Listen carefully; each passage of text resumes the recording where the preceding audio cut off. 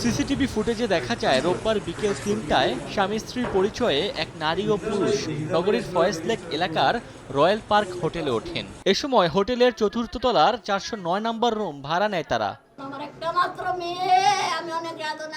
সোমবার সকালে রুম ছেড়ে দেওয়ার কথা থাকলেও তাদের কোনো সাড়া পাওয়া যায়নি। এরপর হোটেল কর্তৃপক্ষ দরজা ভাঙলে রিপনকে ঝুলন্ত অবস্থায় ও সোনিয়াকে খাটে পড়ে থাকতে দেখা যায়। রুমে গিয়ে রুমটা একটু খোলা, সে ঝুলানো অবস্থায়, মেয়েটা পড়ানো অবস্থায় ঝুলিয়ে পড়ে আছে।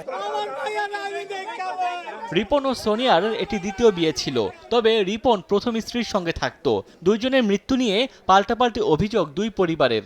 ভাত খাইতে বেটা আমি ফোন দিয়েছে কাম্মা আমাকে ভাত খাই না ভাত খাইতাম না। আমার একটা ফোন আইছে, রিপনে ফোন দিছে বুরগাড়া ফিন্দা তাড়াতাড়ি আমাকে কয়ে যাস, আমি আইতাছি একটু বাইরে যাইতাছি। রিপনে ফোন দিছে। মেয়েটা ছিল বাইরে, আর ওর বিষয় ও আগেও দুইটা তিনটা বিয়ে হয়েছিল। ও মেয়েটা আরো একবার আমার ভাইয়াকে ওই আপনার দোকানের সামনে গিয়ে বিষ খেয়ে ফেলছিল।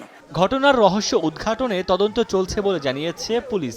আমরা প্রাথমিকভাবে ধারণা করছি যে তারা স্বামী স্ত্রীর মধ্যে মনোমালিন্য, পারিবারিক বিরোধ, হতাশা, বিভিন্ন কারণে তারা আত্মহত্যা করে থাকতে পারে। তো আমরা তারপরে পুরো ঘটনাটা আমরা তদন্ত করছি। মুন্সিগঞ্জের টঙ্গিবাড়ি উপজেলার চাষাতিপাড়া গ্রামে তুচ্ছ ঘটনাকে কেন্দ্র করে এক বৃদ্ধাকে কুপিয়ে হত্যার অভিযোগ উঠেছে বাবা ও ছেলে বিরুদ্ধে। এ ঘটনায় অভিযুক্ত ইউসুফ শেখ ও তার ছেলে পলাশ শেখকে আটক করা হয়েছে। নেত্রকোনার বারহাট্টা উপজেলা সদরের হাফেজিয়া দারুল উলুম মাদ্রাসার পুকুরে ছেলে নবজাতকের ভাসমান মরদেহ দেখতে পান স্থানীয়রা।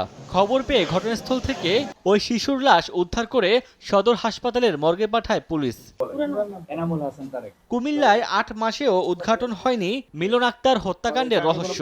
রোববার সকালে সংবাদ সম্মেলনে স্বজনরা দাবি করেন, মামলার সুষ্ঠু তদন্ত না হওয়ায় প্রকৃত অপরাধীরা এখনো আইনের আওতার বাইরে রয়েছে। আমাদের আমরা মামলাটা করেছি। ওমর ফারুক, সময় সংবাদ।